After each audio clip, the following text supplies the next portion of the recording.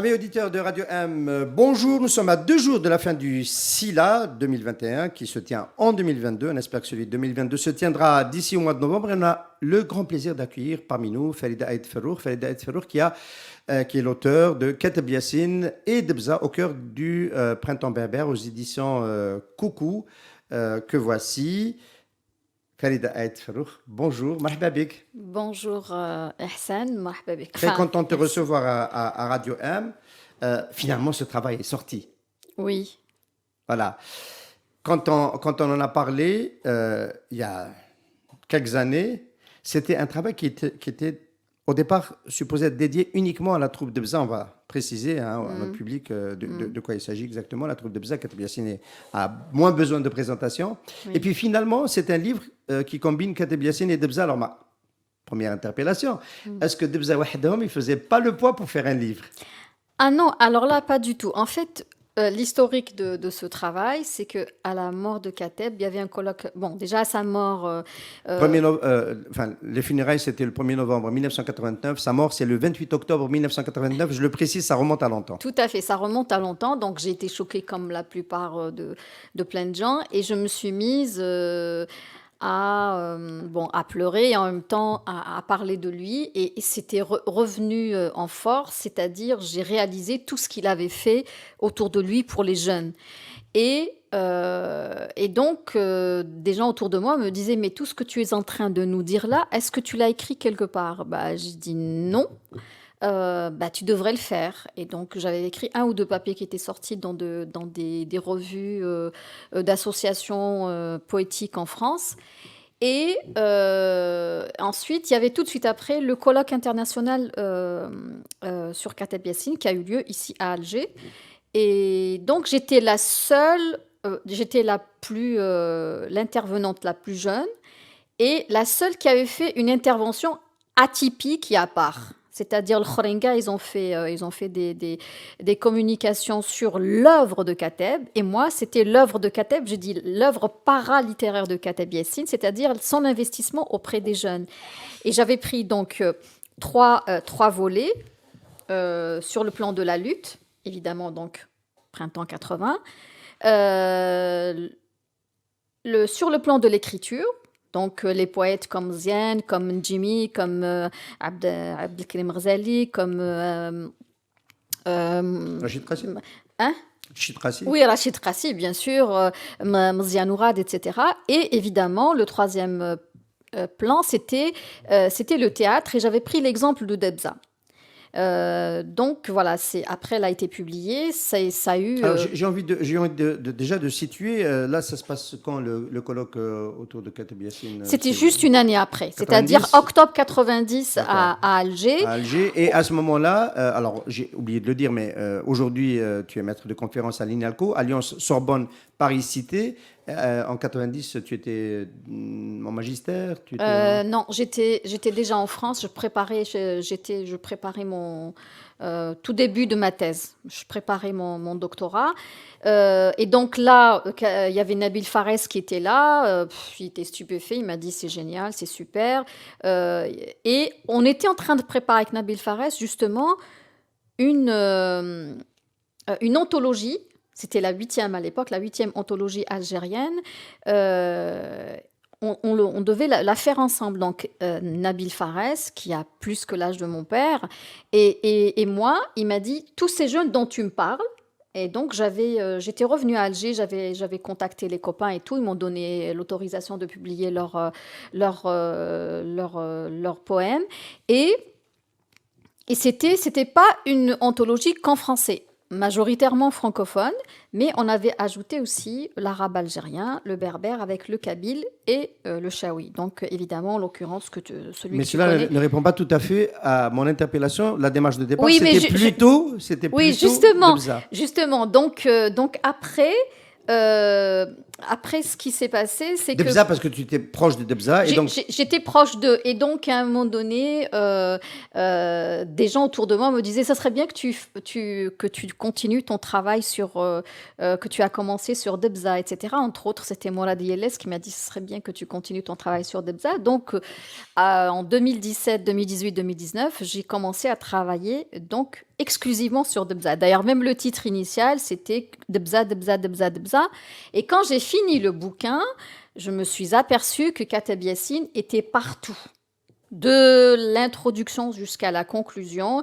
Et tu as bien dû voir, il y a même 2 ou 3 chapitres qui lui sont consacrés rien qu'à lui. Totalement. Et si tu prends l'index des noms propres, celui qui est le nom qui revient le plus souvent, c'est celui de Kateb Yassine.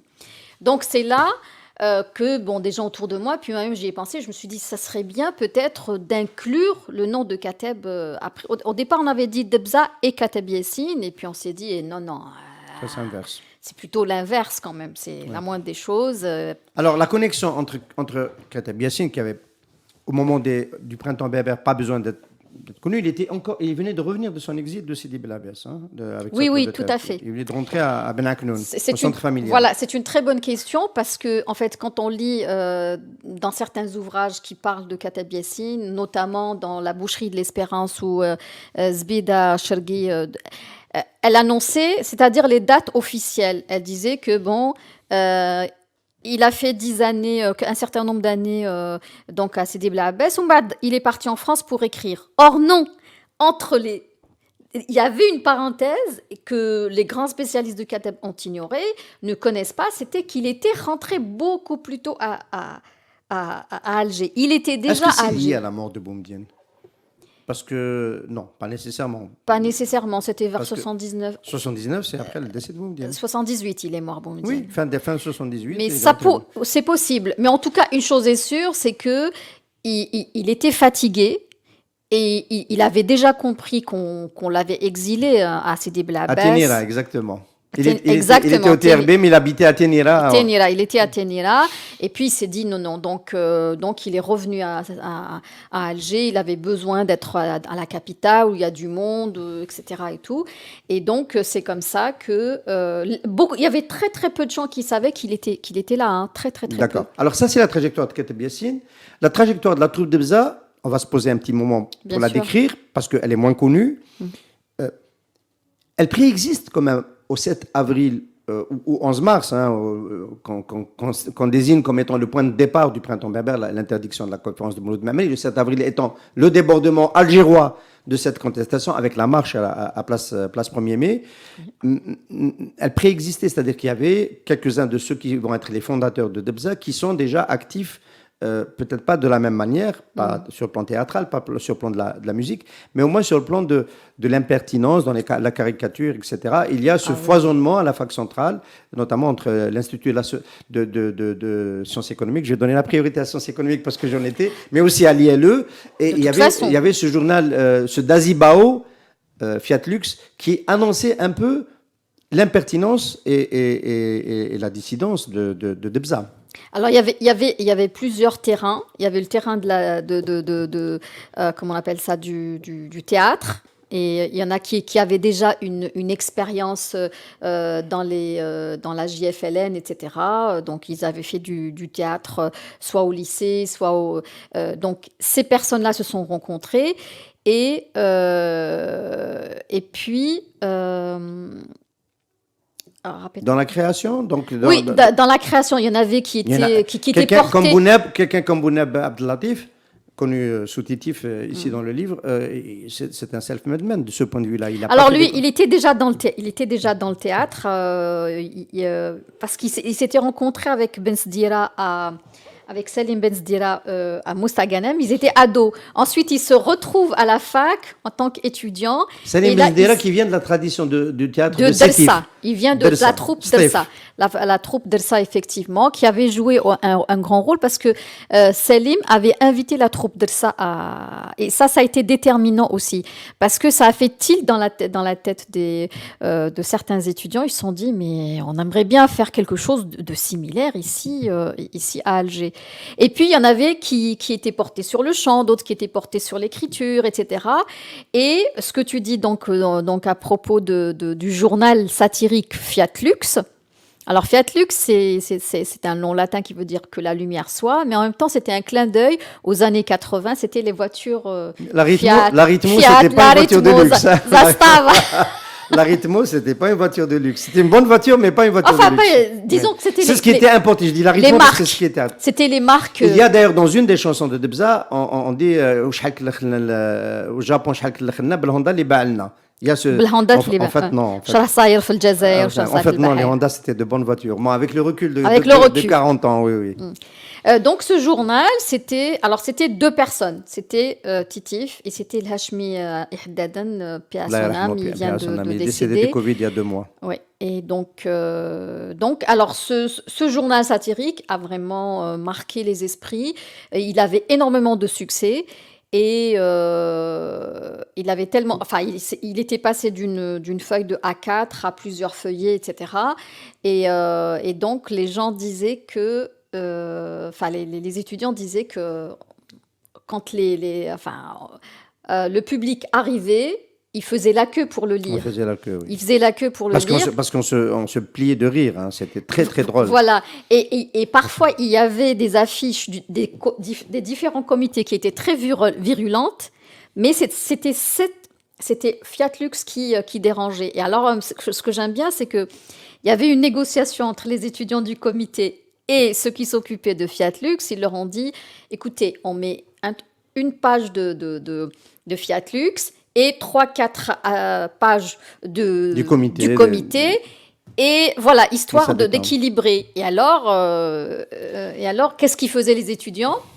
Ils lisaient, OK, là, ici, c'était l'affiche de Fiat Lux. Ils sautaient les affiches sérieuses des comités pour aller vers la suite du journal satirique. Du journal satirique. Et je regrette parce que j'ai vraiment demandé aux uns et aux autres s'ils se souvenaient, s'ils avaient gardé trace de ces caricatures de ce moment-là. Elles ont fini au commissariat. Elles ont fini au commissariat, effectivement. C'est difficile de récupérer après. Et un des auteurs les a trouvées là-bas. Alors, on a là le noyau dur de la création, hein, entre le théâtre, Salim Zdera, l'écriture, mais il n'y a pas que lui, donc Abdelatif Bouneb. Après, le mouvement des bouts de la grève générale, le 20 avril à Tizi Ouzou, la répression des campus universitaires, ça devient plus chaud. Est-ce que ça a une incidence? Est-ce que ça accélère le processus d'émergence de la troupe de Bza? Comment se fait le saut? Alors, tu as nommé l'ISE. Effectivement, de toute façon, historiquement, c'est comme ça, il faut dire ce qu'il en est. Ça a démarré. L'Institut de sciences économiques. L'Institut des sciences économiques et il y a aussi avec l'ILE, l'Institut des langues étrangères. Donc voilà, le vrai, disons, le cœur, le noyau, disons, comment dire, je t'apprends rien, tu y étais. Oui, j'étais un protagoniste de cette période-là. Ce qu'on doit apprendre, par contre, à nos amis auditeurs, c'est que le printemps berbère, c'est aussi un printemps algérois, beaucoup un printemps algérois, parce qu'il y a eu une grande partie des campus qui se sont mis en grève, et il est devenu algérois aussi parce que les revendications étaient évidemment celles de l'utilisation de Tamazight, de la reconnaissance de Tamazight contre la répression culturelle. C'est parti donc de cette conférence interdite, mais qu'il y avait les libertés démocratiques tout le temps. Elles sont intervenues peut-être dans un deuxième temps. Dans un deuxième temps, Tu peux nous expliquer à quel moment ça devient aussi une revendication qui émerge dans le mouvement? Alors, la nécessité d'écrire aussi ce livre, c'est que malheureusement, l'histoire de ce mouvement n'a toujours pas été écrite. Il y a quelques papiers à droite, à gauche, mais pour qu'il y ait une réflexion avec les faits, etc. et tout, on a quelques témoignages. Alors, encore moins... On trouve dans ton récit quelques faits qui ne sont pas connus, qui vont contribuer à l'écriture de cette histoire. Mais justement, j'essaye très modestement, très humblement, d'essayer de combler cette lacune. J'espère que des spécialistes, ou bien il y aura des mémoires qui vont être écrits autour de ça. Et le printemps 80 à Alger, encore moins, il est encore moins connu parce que très souvent on croit que c'est Tizi Point, mais non, c'est pas Tizi Point, c'était aussi Akbou, c'était aussi Bjaya et c'était incontestablement Alger. Et d'ailleurs, bah oui, c'est Alger parce que c'est important que les choses se passent ici et c'était pour moi, c'était important de dire voilà ce qui s'est passé à Alger, comment, de quelle façon. Effectivement, au départ, c'était Tamazight, c'était la revendication autour de... De toute façon, cette revendication de la langue berbère, elle a toujours été au cœur jusqu'à la fin. Elle était fortement présente parce qu'elle était mobilisatrice, etc., etc. Ensuite, il y a eu par la suite le rajout des libertés démocratiques, liberté de la presse et tout. Et puis, l'arabe algérien. Parce que Debza, c'était quand même une troupe où il y avait des berbérophones, des arabophones, et l'idée, c'était de faire chanter des berbérophones en arabe et des arabophones en berbère, etc. C'était de montrer par l'action les choses qu'ils revendiquaient. Debza, troupe passerelle, c'est le chapitre 6. C'est une troupe passerelle entre différents courants politiques, mais c'est aussi une troupe passerelle Absolument. dans l'usage linguistique. Sur tous les plans, effectivement, c'est-à-dire que c'est là où on essayait de dresser des murs, Debza, Kateb, etc., et les gens qui sont autour, et où la mouvance, de toute façon, voulait détruire ces murs et à la place mettre une passerelle et non pas dire hada ceci, hada cela, ntahagda, c'était c'est ce que disait un des témoins. Il disait le mouvement 80 nous a unis, il y a eu une fraternité. Ça fait penser à quoi, ça? Hein? Ça fait penser au Hirak, en plus petit. Oui. Ça fait penser au Hirak. Et ce qui est intéressant, c'est que quand il y avait l'essentiel, quand il y avait des choses précises, les gens oubliaient leur appartenance politique et d'origine. Et surtout, c'est pas qu'ils les oubliaient, mais ils allaient à l'essentiel. C'est-à-dire, tu es Pax, tu es trotskiste, ou tu es berbériste, ou pas, ou j'en sais rien. Quand il y a, par exemple, les 24 de Barouaguia, ben, tout le monde s'est mobilisé. Quand il y a eu 81, les 24, 22, 24... 22 plus 2 qui nous ont rejoints à la fin. Qui vous ont rejoint à la fin, à la prison d'Al-Harrach, une grande mobilisation. Là, c'est-à-dire qu'il y a eu le mouvement de masse, le printemps en lui-même, à éduquer, à amener les gens à voir les choses autrement et à sortir de l'ornière, des limites de leur appartenance idéologique, quoi. Alors, dans ce magma qui a été le printemps démocratique berbère de 80, il y a des acteurs, des fondateurs de Debza qui vont se dire il manque sur le plan des strates générationnelles quelque chose, et ils se disent forcément c'est Kateb Yassine est quelque part un peu la matrice de ce que déjà porte le mouvement berbère, parce qu'il a pour toujours revendiqué la reconnaissance de Temazed.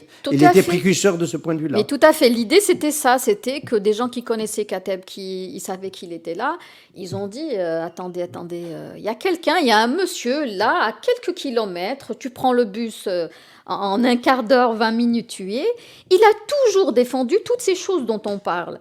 Ça serait bien de l'associer. Donc, il y a des étudiants qui sont allés le voir, ils l'ont rencontré. Kateb, il a dit, mais moi, je n'attendais que ça, justement. Je n'attendais que ça, et donc... Je me rappelle quand il est venu à la fac, c'était comme si Mao était rentré dans la fac. C'était un grand moment. D'accord. C'était un grand moment. C'était vraiment un grand moment. C'était une personnalité.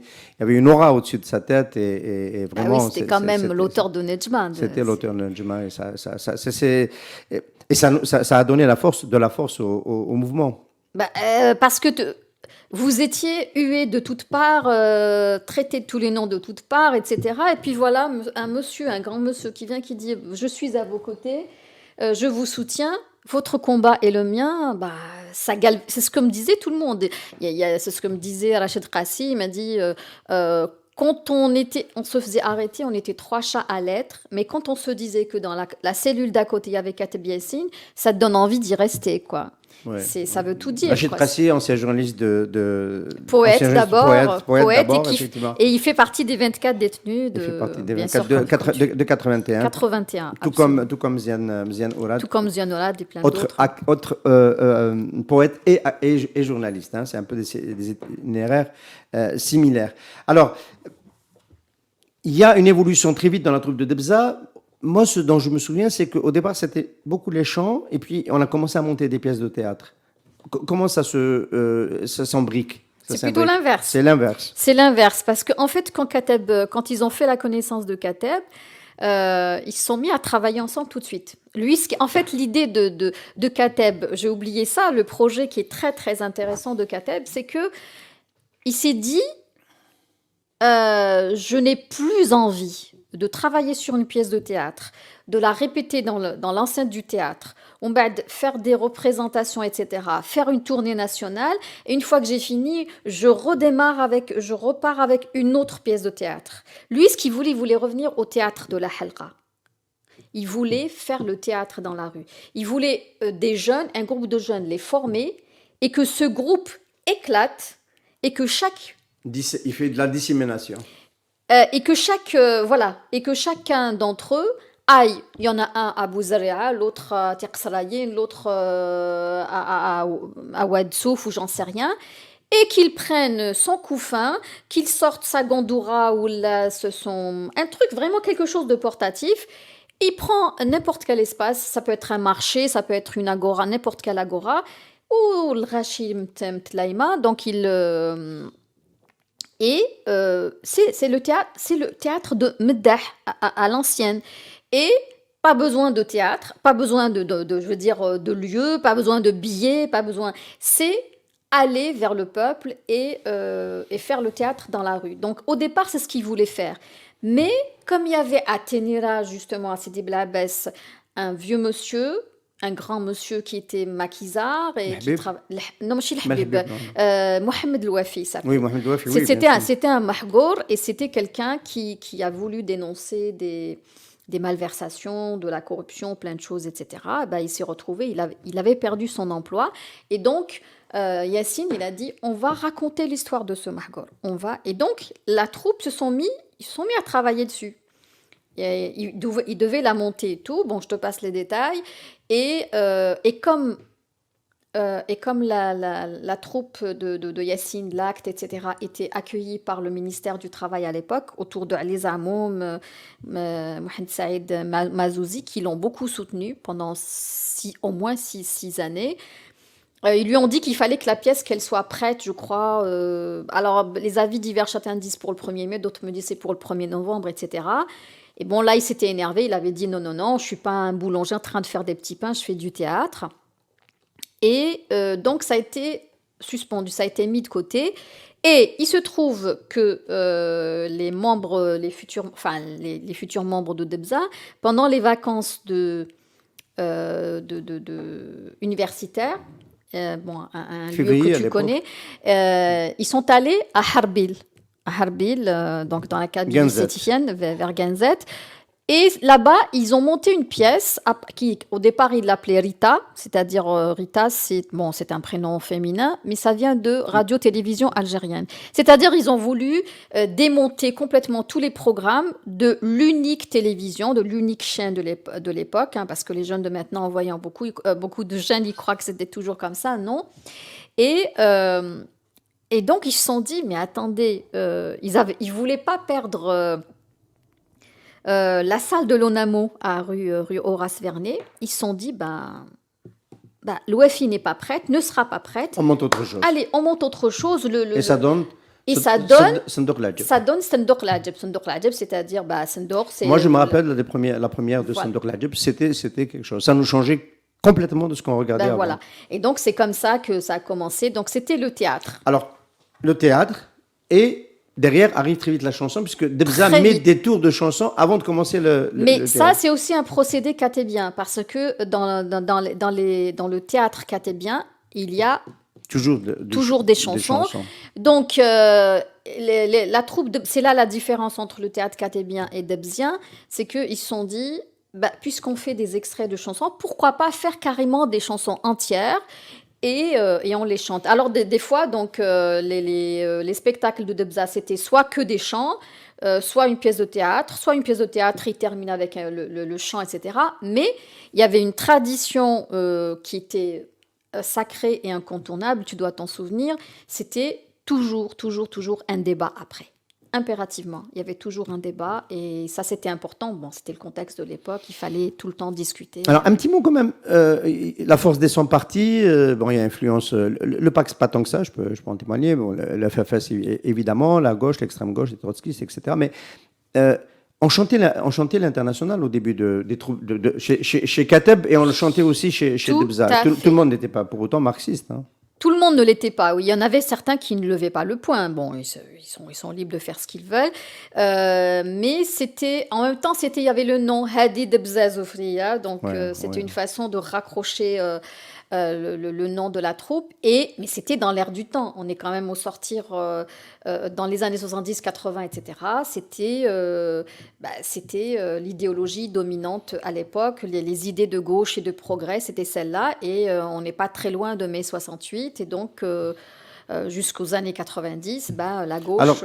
j'ai encore regardé, pas plus tard que tout à l'heure, quelques extraits dans ton livre, Farida Aït Froukh. Je crois que c'est Rabih Balawan qui dit que la priorité, c'était d'exprimer les choses, notamment et que l'esthétique venait en deuxième plan. Tout à fait. Mais est-ce que c'était si sacrifié que ça, l'esthétique? Parce qu'il y a quand même dans l'écriture Oui. théâtre, dans le théâtre katébien, il y a aussi une esthétique qui lui Bien appartient. sûr, bien sûr, bien sûr.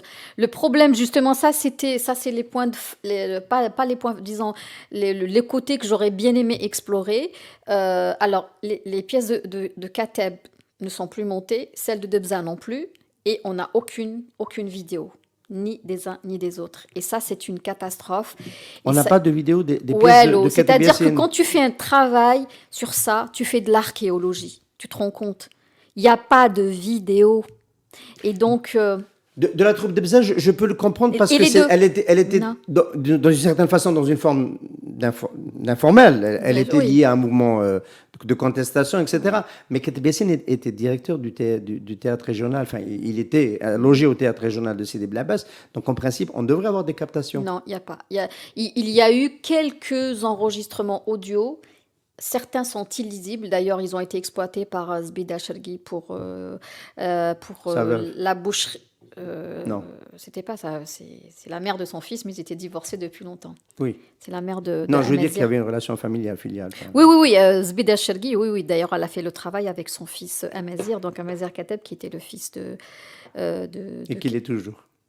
Oui, il était le fils. Enfin, ce que je voulais dire dans mes pensées, c'est qu'il vivait chez Kateb. C'était Kateb qui l'a élevé depuis l'âge de ses 3 ans. Ça peut paraître un peu étonnant pour un homme d'élever un gamin d'aussi jeune. Donc voilà, il y a quelques enregistrements. Et comment on fait mais quand ça devient de presque l'archéologie? inaudible, et presque inaudible. C'est de faire confiance et de faire au Au maximum récit, au témoignage? des témoignages. Des fois, est-ce que le témoignage est fiable? Est-ce qu'il faut le recouper avec un tel? Mais un tel, il est mort, un tel machin, un tel... Et donc, finalement, ça m'amène à dire quand même que la trace qui reste, c'est plus celle des chansons. C'est pour ça que j'ai Oui. pu sur parce qu'il y a quand même eu des Oui. cassettes et des Oui. DVD, des CD, pardon. Et les chansons il y a certaines chansons de la troupe de Belabès que Debza a reprises, par exemple, Chara Sayar Fil Jazair, etc. et tout. Et même l'initiation de Debza a été faite, bien sûr, par Kateb, mais il a confié, disons, la tâche de terrain au quotidien, etc., à deux de ses enfin, un puis l'autre, Al-Habib, Mohamed Al-Habib, dit Habib, et Mahfoud Al-Qroun pour la voix dans la pièce de théâtre La Voix. Donc Mahfoud Al-Qroun dit Mouhazitoun. Enfin, c'est le personnage de Mouhazitoun qui lui a collé ensuite. Alors, quand on connaît un peu le patrimoine, le répertoire de Bza et sa production de théâtre, à yeux fermés, rien qu'avec le phrasé, la langue utilisée, on sait qu'il s'agit de Bza parce que il y a l'utilisation de l'arabe algérien, de Tmazirt, il y a une vraie manière, et du français, donc il y a une vraie manière de dire les choses. Est-ce que il y a une empreinte katébienne, c'est évident, mais est-ce que ça va pas au-delà quand même, parce qu'on est quand même dans un nouveau contexte, et il y a des choses qui se sont libérées en Algérie à ce moment-là. Mais complètement, c'est-à-dire qu'effectivement, Kateb a soutenu, il était proche de cette troupe, etc. Mais la troupe de Bza n'est pas la copie conforme ou bien le moule de Kateb, au contraire, c'est-à-dire... Et ça, c'est katébien aussi comme esprit. Il ne voulait pas que les gens le miment ou comment dire, ou euh, Le plagie, d'une le certaine façon, copie, oui. ou qui soit vraiment la photocopie conforme de lui. Il voulait que les gens soient eux-mêmes déjà, que chacun ait quelque chose à donner. Donc, ce qui fait qu'effectivement, Debza a pris très vite son autonomie et elle reste bien sûr attachée, loyale envers Kateb, mais elle ne lui était pas inféodée. C'est ça. C'est-à-dire que Debza, elle avait son parcours, son répertoire, sa façon de penser, sa façon de... même, par exemple, Debza a fait le choix de prendre des chansons plutôt légères, plutôt rythmées, etc. Oui. Et avec de la musique qui fasse parler le peuple. En général, Debza ne composait pas. Donc, il prenait des airs de la tradition orale. Il y a quelques textes, il y a quelques chansons Après, de par Debza la suite, mais dans la deuxième génération, j'imagine. la deuxième génération. Là, parce qu'en fait, moi, j'ai fait le choix de prendre 79, 80, 83, parce que bon, après, ça change et donc il faut qu'il y ait d'autres témoins, etc. Et puis bon, à un moment donné, il faut quand même limiter. Je connais ce problème. Bah oui, sinon après, Sinon, on n'arrive pas. Ah non, non, non, sinon on se disperse et donc vaut mieux cibler et. Alors, qu'est-ce que tu appelles le code switching donc dans une poétique gémellaire? Alors, le code switching, c'est-à-dire tout simplement, c'est en anglais, c'est ce qu'on appelle en français l'alternance des codes. C'est lorsqu'on ne parle pas qu'une seule langue et dans une seule langue, on mélange. C'est notre façon de parler aussi. Absolument. Par exemple, allez-y, allez-y, Dzaïr civilisé, fi hidra les palais, sakninhum al-maqali. Ça, c'est du code switching. Fi hidra les palais, normalement, on aurait dit le qsor, etc. Mais c'est-à-dire le fait de mélanger plusieurs registres linguistiques. Et je ne connais pas d'Algérien, que ce soit en berbère ou en arabe, qui ne parle pas de cette manière-là, quoi. C'est-à-dire que Debza, on fait le choix de parler comme on parle tous les jours. Et donc... Et d'en faire un art. Et pour en faire un art, et c'est là que je te rejoins quand tu parles de l'esthétique, effectivement, il y a certains qui sont un peu, c'est vrai qu'ils sont très exigeants, etc. Ils te disent, c'est le message qui nous intéresse, c'est pas l'esthétique et tout, mais effectivement, après, on s'aperçoit qu'il y a quand même de l'esthétique. Quand je dis du code switching, c'est-à-dire que, voilà, le code switching, on pourrait dire, oui, mais ils ont composé des chansons, comme on parle dans la rue, il n'y a pas de rhétorique, il n'y a pas de poétique, etc. Il n'y a pas de rime toujours, oui. Etc. et tout. Mais après, quand on décortique le texte, qu'on rentre dedans, qu'on fasse vraiment de l'analyse, là, on s'aperçoit qu'il y a plein de choses. Quand je dis poétique gémellaire, ça veut dire quoi? Tout simplement, pour résumer, c'est que face à la doxa monologique, à la monologie qu'on veut imposer, partie ceci, partie unique, hadi unique, hadi unique, hadi unique. Là, j'ai parlé d'une poétique gémellaire. Pourquoi poétique gémellaire? Gémellaire, ça vient de jumeaux. Hein, oui, de jumeaux. Là, il y a la gémellité. Ça veut dire que, bon, déjà, dans le corpus de Debza, il y a les deux langues populaires, l'arabe et le berbère, que ce soit chaoui, que ce soit kabyle. Elles sont là. Donc, il rétorque, il réplique à la politique, à l'idéologie de ségrégation, l'idéologie de séparation, par la présence de ces deux langues. Et donc la grande majorité du corpus qui a été étudié, c'est en arabe, mais il y a aussi du berbère. Alors ça c'est vraiment Debza, parce que je ne peux pas dire que c'est 15 en arabe ou 13, ou bien 3 ou bien 5 en berbère, parce qu'il y a au moins 2 titres dans lesquels il y a les deux langues. Par exemple, l'école. Puis tout de suite après, hop, il y a le même refrain en kabyle. Amer Zgnar. Alors, Amer Zgnar, c'est une chanson, c'est un poème de Mouhia. Alors là aussi, c'est un dramaturge qui est, je dirais pas le jumeau de Kateb, mais ces deux dramaturges, ils sont au centre. Ils sont dans le corpus de Debza. Et même Debza en elle-même, elle a une sœur jumelle, c'est Dersa. Oui, ça c'est pour le théâtre. Y compris pour l'usage de la langue. Et donc, la place de l'arabe classique dans tout ça, en fait, il y a souvent, c'est parodique quand on utilise l'arabe classique. C'est en général pour le mettre dans la bouche d'un responsable ou dans les chansons. Oui, plutôt dans le théâtre, mais dans les chansons, j'ai remarqué une chose. Il y a une différence entre les chansons écrites par le groupe, etc. Et le corpus et les chansons écrites par des auteurs. Exemple, par exemple, quelqu'un comme Abdelkrim Ghazali écrit dans un arabe un peu plus muhaddab. Voilà. Alors, tu as Hazi Ayounik, par exemple, c'est... je ne sais pas si c'est une chanson d'ailleurs qui est dans le répertoire de Bza. Oui, elle est rentrée dans le répertoire de Debza. C'est une chanson d'amour de Begar Hadda, qui de chanson d'amour, Rajaha, chanson subversive.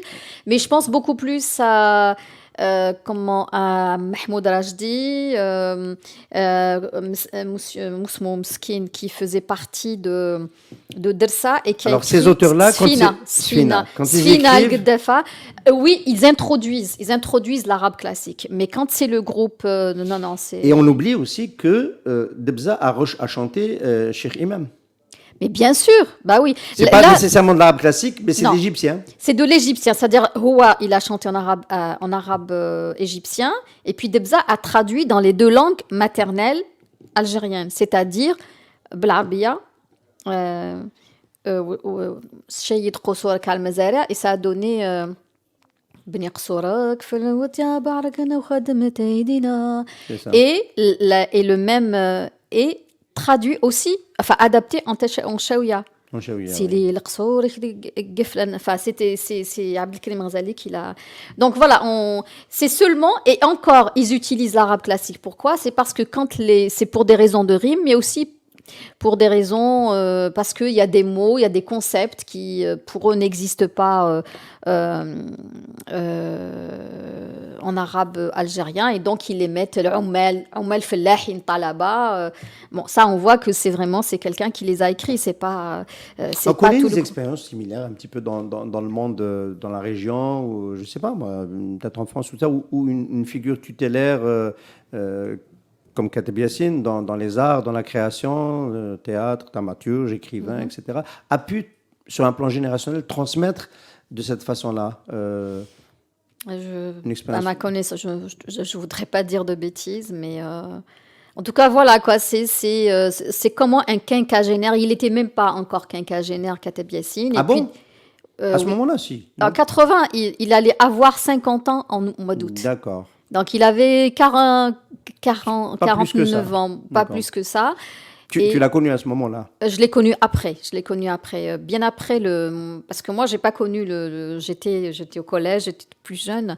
Non, je veux dire, dans les années 80. Oui, je l'ai connu Il est décédé à la fin des années 80. Oui, non, mais il fallait se presser un petit peu quand même. Après la répression. Voilà, je l'ai connu après la répression. Mais la répression est arrivée très vite. Ouais, 81, donc on est entré donc. Donc moi, je suis rentrée à la fac 83-84. Voilà. C'est à ce moment-là que je l'ai rencontré. Et alors, si on arrive, si on devait, il y a une postérité à Kateb Yassine, ça c'est évident. Il n'y a pas que la littérature.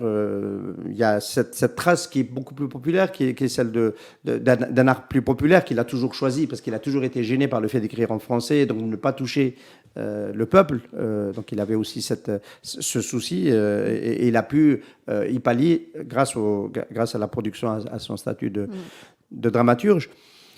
Par contre, la postérité de Debza, on peut se poser des questions. Et bon, aujourd'hui, c'est la question que j'ai envie de te poser, c'est qui sont en fait quelque part, en termes d'influence, etc., les héritiers de Debza. Est-ce que c'est pas Ouled El-Bahja qui nous ont offert Moradia, donc une chanson refrain emblématique du Hera? Est-ce que c'est pas Soul King qui a changé avec eux? Est-ce que quelque part, où est-ce qu'on pourrait la retrouver, cette influence? Je parle pas du théâtre, je connais un peu moins le théâtre, mais elle doit exister aussi dans le théâtre. Mais déjà dans la chanson. Je saurais pas le dire parce que je connais pas très bien le terrain, mais disons que de toute façon, on est toujours tributaire de ce qui était là avant nous, et que ce qui était avant nous donne forcément des petits, quoi, d'une manière et les influences, elles sont multiples aussi, quoi. C'est peut-être inconsciemment, ces jeunes, ils ont été influencés par Debza, peut-être que oui, directement, peut-être que si on leur dit Debza, ils vont dire je sais pas, je connais pas. Mais pour ce qui est de la troupe en elle-même, bon, elle continue d'exister, mais c'est pas l'ancien format parce que Debza, c'est le printemps 80, c'est son terreau, et Debza, c'est le fleuron, etc. Et c'était une troupe estudiantine, qu'on le veuille ou non. Et donc là, maintenant, le nom existe encore, mais la question persiste. Est-ce que c'est Debza? Est-ce que c'est autre chose? Est-ce que c'est pas un tel essayant tant bien que mal et ta remarque est intéressante. Peut-être qu'il y a eu un déplacement ailleurs. Peut-être que réellement, l'esprit de Debza, la tradition de Debza, la transmission, elle est partie vers d'autres groupes Le virage Taboulorin. et qui ont d'autres noms. Enfin, j'ai pas envie de dire le virage à Saint-Juillet parce que ça, c'est encore beaucoup plus grand, plus monstrueux. Voilà. Oui, donc... Ce travail, on va terminer sur une question plus personnelle, il contribue, j'imagine, à ta carrière d'académique à l'INALCO. C'est aussi fait comme un travail académique parce qu'il y a beaucoup de références, beaucoup de citations, c'est très sérieux. C'est un vrai ouvrage que les autres pourront utiliser pour continuer de travailler sur la question. Il a été accueilli comment? Ou pas encore? Il vient de sortir tout juste. Il existe depuis 4-5 jours. Déjà, il y a des personnes qui ont été étonnées de voir le volume, de jeter un coup d'œil sur la table des matières. Ils pensaient que c'était juste un petit truc. En fait, non, c'est beaucoup Pas plus du tout. développé que ça. C'est développé. Ouais. Ils m'ont rien dit, mais j'ai cru déceler que les membres de Debza sont contents. Ils en ont eu, j'allais dire, ils en ont eu pour leur argent, mais bon, c'est Parce que très inapproprié. Beaucoup d'entre eux s'étaient prêtés au jeu de rassembler leurs souvenirs et de se raconter. Oui. De ce point de vue-là, on peut dire qu'ils en ont eu pour leur argent parce qu'ils ils se sont rendus disponibles. Ils m'ont accordé du temps. Bon, effectivement, j'aurais voulu qu'il y ait plus de monde, qu'il y ait plus de témoins. C'est-à-dire, plus il y en a, plus j'ai plus d'éléments, je peux plus confronter. Moi, j'aurais aimé aussi les rencontrer comme la dernière fois durant le repas, etc. Et qu'on ait cette discussion à bâton rompu et qu'il y en a un qui dit quelque chose, l'autre qui le complète et l'autre qui rectifie et tout, ça aurait été... Et c'est très stimulant et ça donne quelque chose de vivre. Alors que quand c'est juste une personne... c'est pour te répondre et il y a des choses mais si le groupe est là, c'est encore mieux. Alors ça, c'est du côté des auteurs, des acteurs, des protagonistes de cette immense aventure. Du côté du public, tu as rencontré aussi là, c'est plutôt un public qui connaît pas, qui découvre, curieux. Beaucoup qui connaissent déjà, c'est-à-dire la plupart disent oui, 80. Et ce que j'ai aimé aussi, certains sont venus avec leurs enfants en disant c'est pour que ma fille découvre, c'est pour que mon fils découvre, etc. Et puis il y en a aussi qui l'ont acheté pour eux et pour leurs enfants, pour dire voilà, soit j'ai participé, j'y étais, j'aimerais bien que tu connaisses, soit j'ai fréquenté, j'étais là, je veux que tu connaisses ce passé qui fut le mien lorsque j'étais étudiant, etc. Il y a beaucoup de cadres. Et ce que j'ai énormément apprécié, c'est surtout les personnes qui n'ont pas pu se déplacer, qui ont fait se déplacer d'autres personnes pour l'acheter, pour se le procurer. Et surtout, des personnes qui sont venues et qui m'ont attendu. Par exemple, des fois, je suis pas là le matin, je suis là que l'après-midi. Il y en a qui viennent, ils l'achètent le matin et qui font le tour, ils reviennent. Est-ce qu'elle est là? Est-ce qu'elle est là? Et ils restent aussi là jusqu'à ce que j'arrive pour prendre la dédicace et partir avec, quoi. Ça fait chaud au cœur, quoi. C'était comme pour Jamila et moi, on a dû attendre pour avoir la dédicace qu'on a eue de l'auteur. Jamila Etiala, mon épouse, qui a été pendant un certain temps dans la troupe de Debza. C'était l'unique femme à l'époque, oui. Il y en a eu une deuxième aussi. Là, par la suite. Mais dans cette 119-82, il n'y avait que Jamila. Après, il y en a eu d'autres. Je ne conteste pas les dates et les faits. Voilà, tu as tellement travaillé là-dessus, je suis sûr que ta mémoire est beaucoup plus fiable et beaucoup plus précise. Farida Edfrouk, merci beaucoup. C'est moi. D'avoir été avec nous pour partager donc le contenu de ce livre, Katib Yassine et Debza au cœur du printemps berbère aux éditions Coucou. Merci, à très bientôt. J'espère au prochain Sila avec un autre livre, Inch'Allah. Et puis, je vous remercie pour votre suivi et je vous rappelle que vous pouvez toujours vous abonner à la chaîne YouTube de Radio M et suivre nos différents contenus sur nos différentes plateformes. À très bientôt.